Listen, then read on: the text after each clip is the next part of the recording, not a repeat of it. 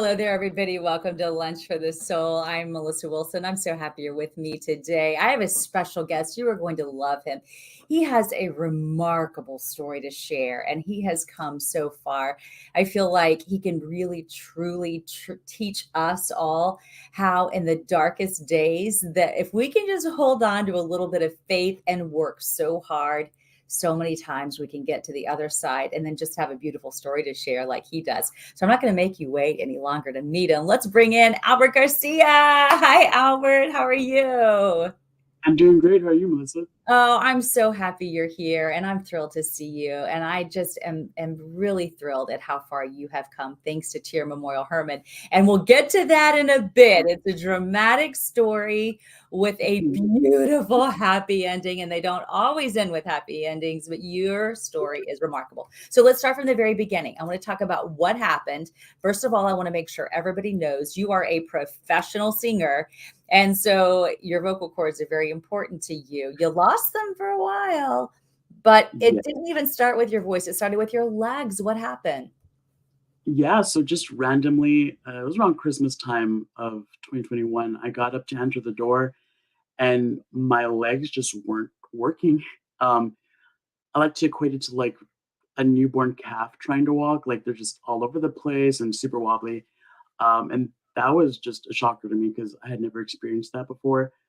So of course I went to see the doctor, saw a neurologist. They did some preventative treatment then, but that didn't really fix it. So then I saw a neurosurgeon and they found out the actual issue was I had been accruing spinal damage. Um, they say probably about a decade of damage. And either I was a football player when I was younger or it was hereditary. And I'm definitely not a football player. So it was hereditary when that happened.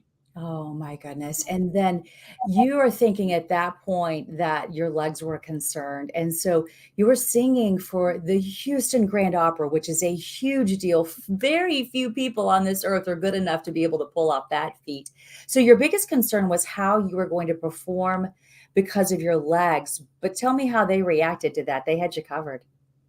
Yeah, so I literally started rehearsals about 2 weeks before the leg thing happened, and I was like, "Oh my gosh, what am I gonna do? What's gonna happen?" We came back from the winter break, and I was like, "Hey, here's a situation. Not sure if I can continue." And they're like, "Well, I mean, you can still sing, so we'll just incorporate you into the show somehow. Like either your character, is in a wheelchair, or they need to use a walker." I thought that was pretty cool. That they'd still include me in the production, even though I had, issues with my legs. Oh my goodness, that is huge. What a blessing. But it ended up being your vocal cords that was a problem. So let's start with that. I want to show everybody before just what it looked like for you to be singing. I mean, you're vibrant, you're alive, you are piping it out. Just as professional, just on the top of the world. And then you're trying to figure this out. We see you here traveling. I mean, things were good, weren't they, before all this began? Yeah, and I had specifically moved to Houston to sing with Houston Grand Opera, so I was also completely new to the area. I've been here about like 3 months. So yeah, I love traveling, singing, photography, all of that. So Okay, so this is, let me get rid of this banner so I can give people a better idea of what's going on here. This is your neck. Can you tell us what they had to do? Because in a perfect world, they would go in the back of your neck, but they had to go through your throat of all things. What happened? yeah, so the damage was in that section of my throat. So right here. Um, Basically, they had to put in screws and some plates to sort of fix that part. And because of how close to the front it was, there was no way they're going to be able to go through the back. It was all the damage was on the front. So I knew, and they prepared me that, hey, there are some instances where there could be damage to whatever's in that area. So of course your vocal cords. But at that point, I was like, I'd like to learn how to walk. That'd be great. So I went with that risk, knowing that was a possibility. That just had to be so scary. And we're taking a look here at what those x-ray looks like and what they did. And then this ended up being you. And I'm just picturing the singer. Okay, so at this point, you're thinking your vocals are raspy because that happens to everybody with the surgery. So you were fairly relaxed about the way your voice sounded after the surgery for a while anyway? Yeah, so it was, I mean, it was a terrible quality voice, but I was like, this happens to everyone. I'll get it back. I'll be fine. Um, so yeah, I was just expecting to bounce back after usually takes about 10 weeks or so for you to get your voice back after the surgery. So I was just enjoying that time off. I was also off from my regular day job, so it was nice to have that recovery time. Oh man, that's incredible. Well, I want to tell you that I just seeing how positive you were through all this. Everybody has to know that when you go through times like this, I mean, this was your livelihood. This was a big deal for you. So, talk to me about that little bit of falter in your faith where you're thinking, this can't be happening to me. My life is falling apart. What were those moments like for you when you were really struggling? Yeah, so at the beginning of this, the leg thing was, of course, like super traumatic, but I was like, okay, I can, worst case scenario, I can deal with that. Mhm.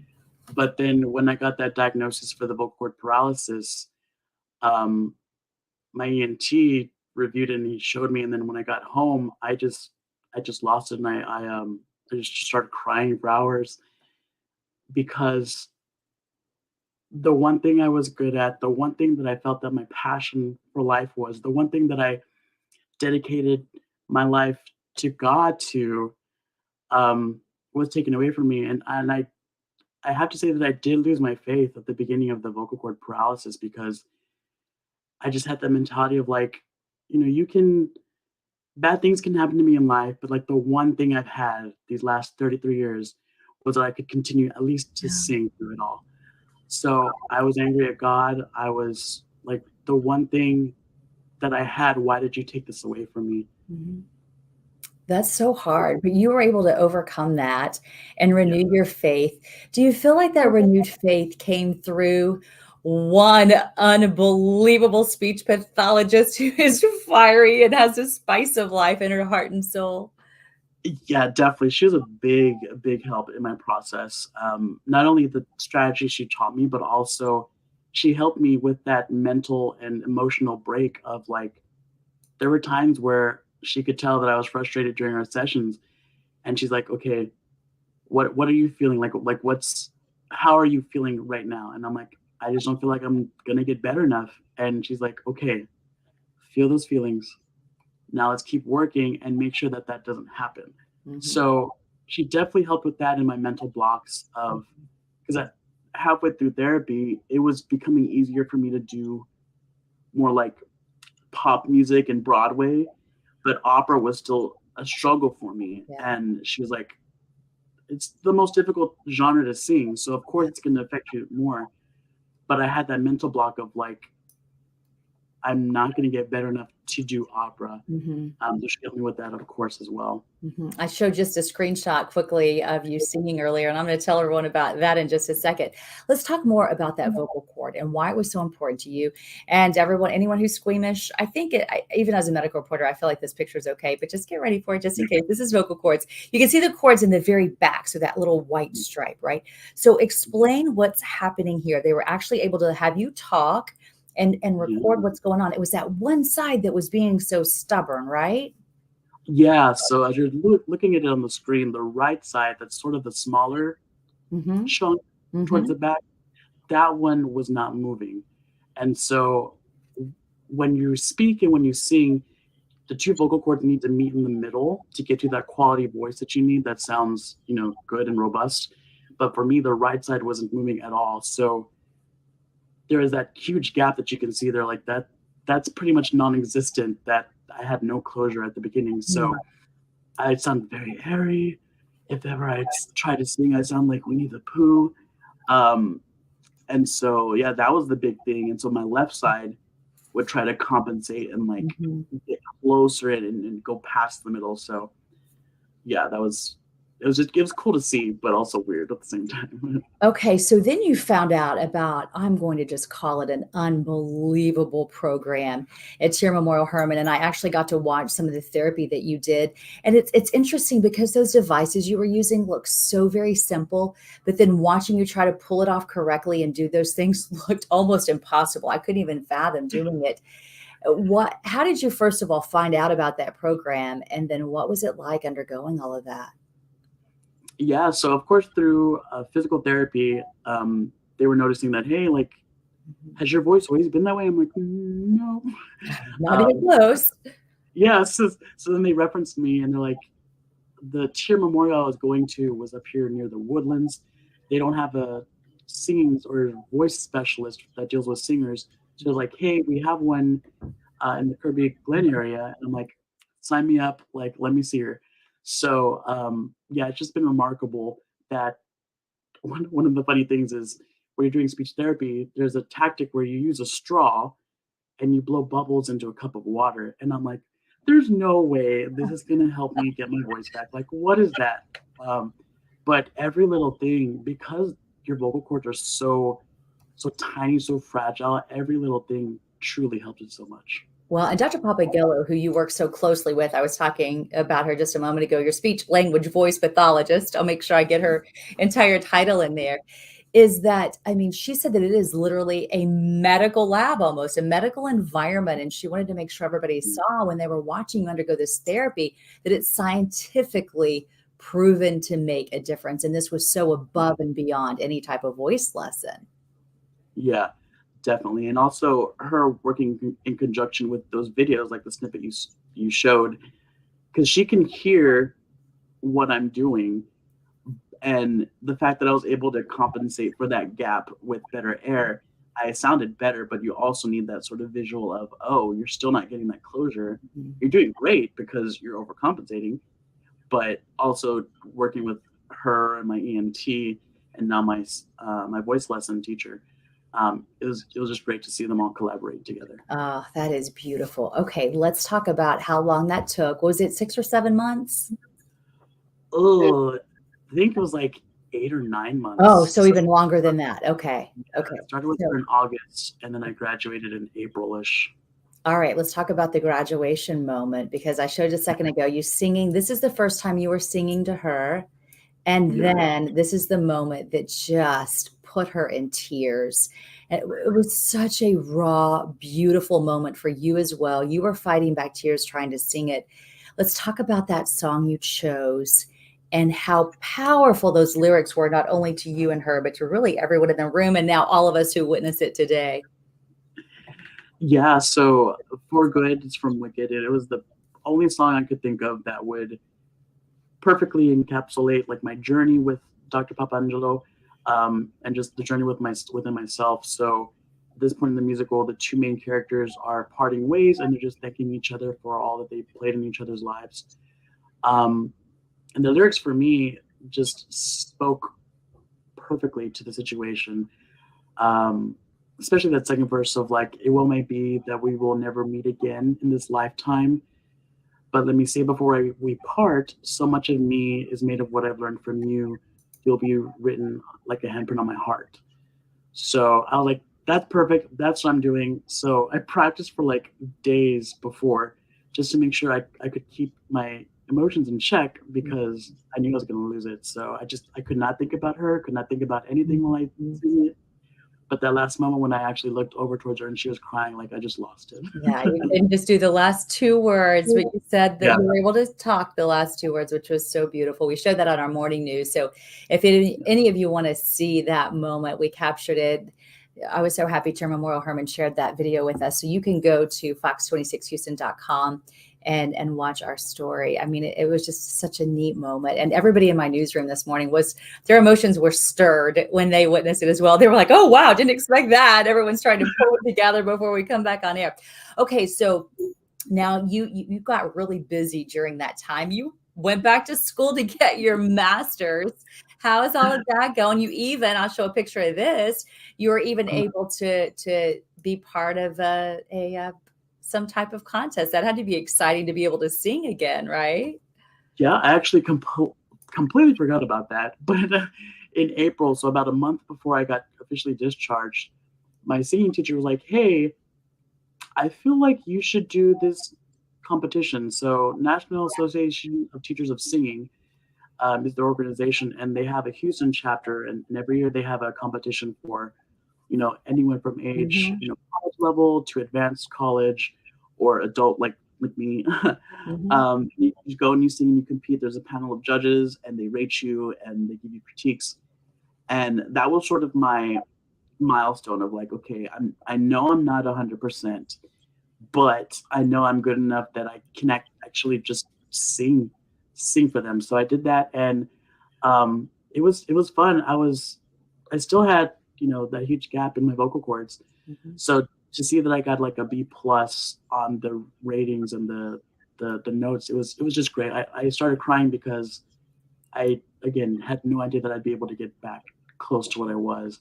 And with my master's degree, yeah, I've always been a busybody. If I'm not busy, then I'm not doing something. So in this I love time it. of not singing, yeah, all my gigs are like, okay, they're on hold. So I started an MBA in music business.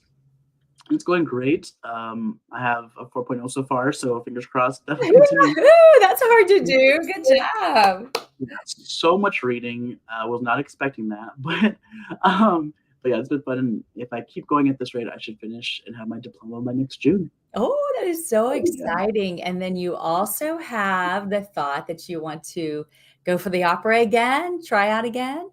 Yes. Actually, the maestro reached out to me, Maestro Beto, and he was like, "Hey, I saw your progress. That's amazing." It's like, "Hey, we have auditions this August," and I'm like, "That's super cool. Thank you for at least speaking to me." I'm a little swamped right now with school, but I definitely do to plan once I get that degree. They have auditions in the spring, roughly, so I'll audition next spring, get back in the swing of things, and then the season afterwards is where I'm hoping to join them back. That is huge. Now, how are you feeling percentage-wise with your voice? Are you all the way back? Do you have a little ways to go? I have a little ways. I saw my ENT this week, and I still have a little bit of a gap on the top of my vocal cord, Mhm. which is fine. But he's like, "You sound great." It sounds You like sound amazing. yeah, everything I've just learned with my vocal, my breath support has really just helped a lot. So he's like, "There's not much more we can do, like surgery wise, to get that fixed, but just keep going the track I'm on." Mhm. Um, so I'd say it's kind of weird because it'll come and go. Even in my Mhm. conversation with you now, like I can Mhm. tell I have a better quality sometimes, and it feels like a switch in Mm. my throat where Mhm. it just clicks for a couple of seconds and it goes away, and I can tell that I get a little bit airy, but Mhm. I'd say I'm like 95% there. Yeah. Um, so that's definitely great. And I know that restores your faith, right? And just gives you hope for your future. Yeah, well, I mean, through all this, what it really helped me to learn is that I sort of have the mindset of things happen in life. We can't control anything in our lives. The Mhm. only thing we control are our thoughts, our actions, and our Mhm. feelings. Mhm. So as long as I'm able to focus on those things, focus on that next step to get better, then that's all we can ask for. Yeah. And so it really helped me learn that God isn't this little puppet master that's making things happen in your life. Bad things happen, like things happen, but you can use Him as your strength for your grace to just get stronger and use that power that you have within Mhm. yourself.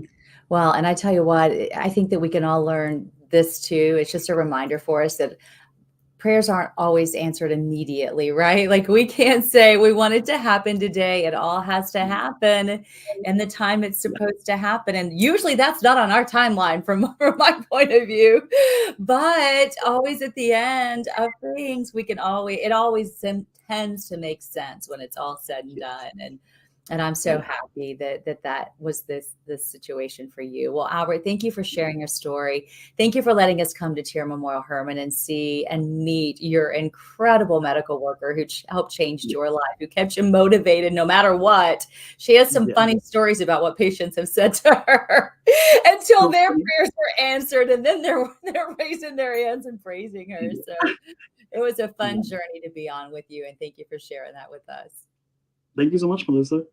All right, take care of you, and please reach out to me when you make opera so I can come cover your story. Of course I will. Thank I'm you. serious. Don't forget the little people. I have my autograph ready for you too. So Okay. Hey, stay on here. I'm going to pull you out for a second. I want to say goodbye. So stick around for just another second. Okay. All right. Bye, Albert. Hey, thank you all for joining us for Lunch for the Soul. I want to remind you, you can always find us on Fox 26's YouTube page. You can watch all the other live Lunch for the Souls. And you know what? It'll enrich your life. I just know it will. So I hope you have a beautiful day. Please join me here every Wednesday at 12:30. It's the place to be. You know it is. See you next time.